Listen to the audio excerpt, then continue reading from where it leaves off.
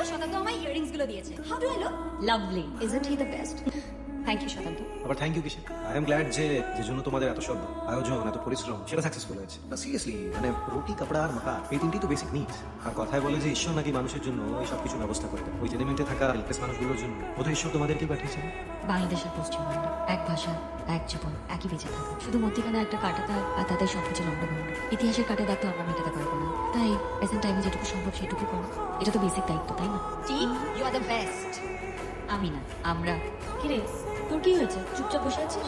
আমাদের মিটিং একটু ওভারওয়েলড আছে। Meeting was great. ও ইনভেস্টর পেয়ে গেছি। আমার আজকে কিছু কথা কনফেস করা আছে। এ ভাই যা করার করে ফেল, তোমার নষ্ট করিস না, বল। বলবো? ডেফিনেটলি না, একটু কথা বলে গুছিয়ে নিই। এ ভাই ডোন্ট বি স্পয়েলড। বলে ভাই যাবো না। বলবো first let me get the shopping. আমি ডিনারটা দেখে আসি। ওকে।